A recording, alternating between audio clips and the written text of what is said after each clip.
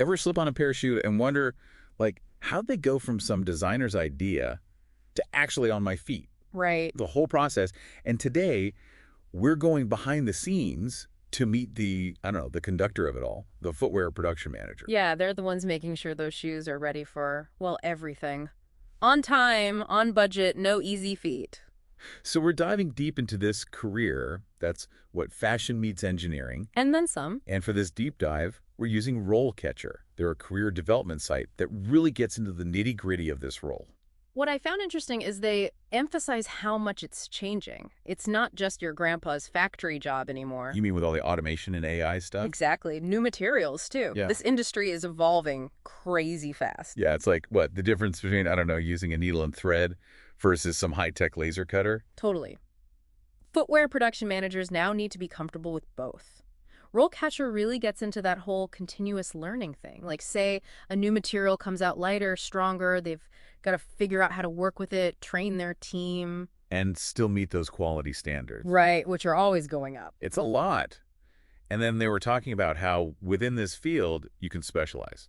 Oh yeah, there are tons of directions you could go in. Like you could be the molded soul master or something. Or totally into the robotics side, making those production lines hyper efficient. Not your stereotypical factory image anymore, huh? Not even close. But for all this tech, we can't forget the human element. Right, these managers are leading teams, motivating people. All while dealing with crazy deadlines. Like conducting an orchestra, but instead of music, it's shoes. Thousands of them. Love that analogy. RoleCatcher actually did a cool breakdown of the career path itself. Oh yeah, like how do you even get started? From entry level all the way up.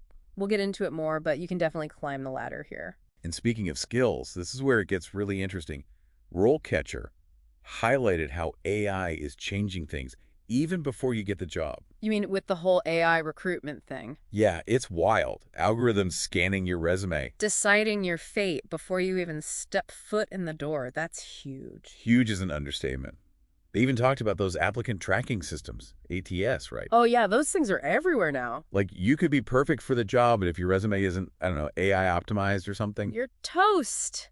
It's like they Oh. said, showing up to a sneaker convention in last year's kicks, you gotta keep up. Okay, but before we all run off and rewrite our resumes for the robots, let's break down those essential skills RoleCatcher talked about. Right, because skills still matter. They had this whole section on like functions and core abilities.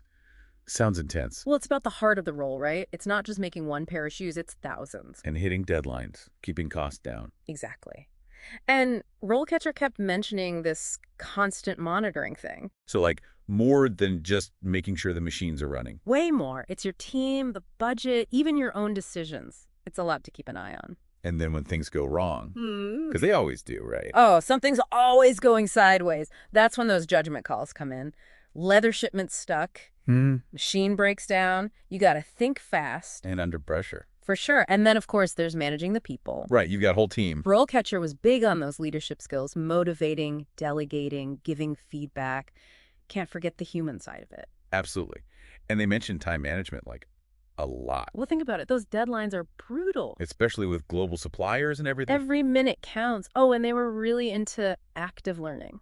Which makes sense. Things change so fast. You're not just learning one thing and calling it a day. New materials, tech, even trends. It's constant. Just stay sharp. Exactly.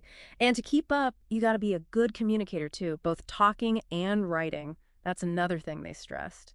So you can explain those complex ideas clearly. To everyone. Designers, factory workers, management, you're the bridge. Okay, so those are kind of the general skills, but RoleCatcher also got into specific knowledge that's helpful. Right, like obviously you need to know how to actually make a shoe. The whole process. From raw materials to quality control, the whole 9 yards.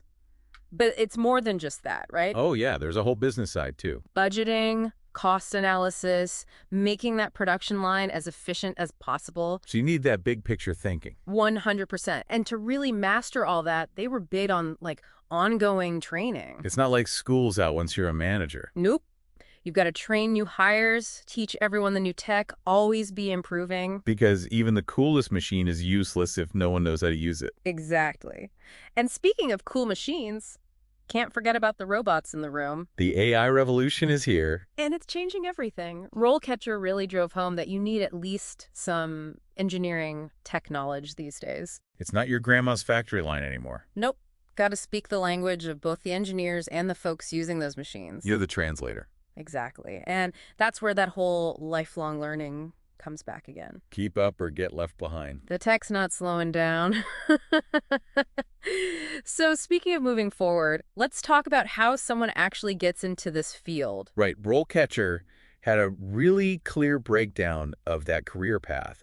So Yeah. someone's listening, they're like, okay, this sounds cool, but how do I actually get started? Right, like where's the door? Exactly. Well, RoleCatcher pointed to the production assistant role, entry-level stuff. Okay, so like really learning the ropes. Yeah, you're assisting with schedules, making sure materials are good to go, even doing quality checks. You learn from the ground up. Got to master those basics. So checking shoelaces, making sure glue's right, all that. Yep, those little things matter. It all adds up to a quality product done efficiently. Makes sense.